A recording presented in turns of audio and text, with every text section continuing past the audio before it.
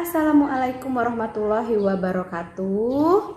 Baiklah anak-anak, hari ini kembali kita akan belajar di tema 8 kelas 4, daerah tempat tinggalku, dan di subtema yang ketiga yaitu bangga terhadap daerah tempat tinggalku.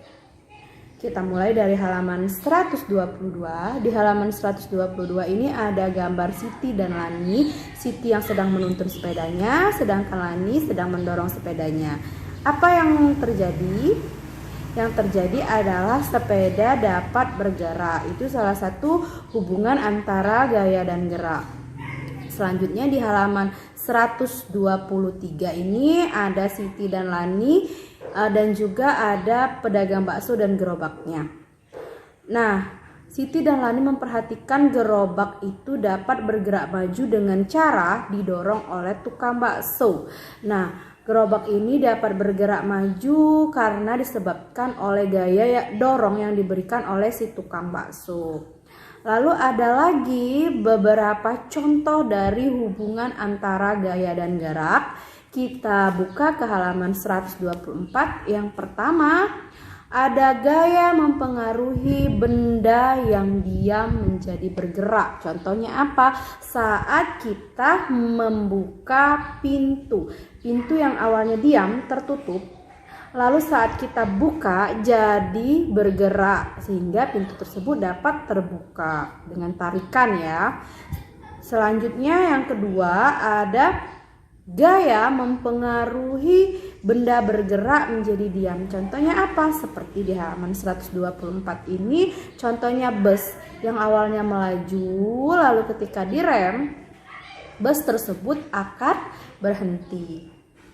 Selanjutnya yang ketiga, gaya mempengaruhi perubahan bentuk benda.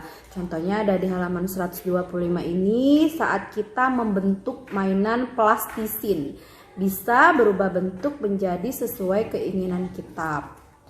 Selanjutnya yang keempat, gaya mempengaruhi perubahan arah gerak benda.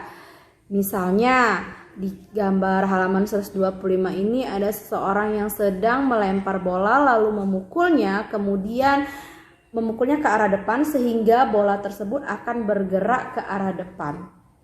Kalau seandainya bolanya kita pukul ke arah bawah, maka gerakan dari bola tersebut akan ke arah bawah sesuai arah pukulan kita. Maka begitulah pergerakan dari benda yang kita sudah pukul tadi. Oke, inilah contoh dari kegiatan-kegiatan dari gaya yang dapat mempengaruhi gerakan suatu benda. Sekarang kita lanjutkan lagi ke halaman 127.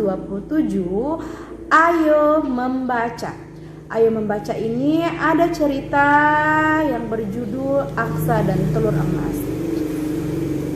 Singkat ceritanya akan Ibu Guru ceritakan, ada seorang petani yang memiliki angsa, tetapi angsa ini tidak hanya angsa biasa, angsa ini cantik dan istimewa. Mengapa istimewa? Karena si angsa ini dapat bertelur emas.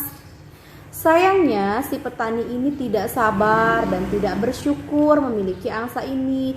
Dia ingin menjadi cepat kaya dengan menjualkan telur-telur tersebut ke pasar. Akibatnya dia berpikir mungkin di dalam perut si angsa ini banyak terdapat telur emas. Makanya dia memutuskan untuk menyembelih si angsa. Tetapi apa yang terjadi ketika si angsa ini sudah disembelih dan dilihat di dalam perut si angsa itu tidak ada sama sekali telur emasnya. Dan yang terjadi, si petani hanya mengalami penyesalan. Jadi kesimpulannya dari cerita tersebut adalah barang siapa yang telah memiliki sesuatu yang berlimpah tetapi masih tetap serakah dan menginginkan yang lebih lagi, maka dia akan kehilangan semua yang dimilikinya. Jadi intinya anak-anak tidak boleh serakah ya. Baiklah anak-anak, hari ini sampai di sini dulu pembelajaran kita di tema 8, subtema 3, pembelajaran 1. Semoga anak-anak dapat mengerti penjelasan yang Ibu Guru berikan. Ibu Guru akhiri, wassalamualaikum warahmatullahi wabarakatuh.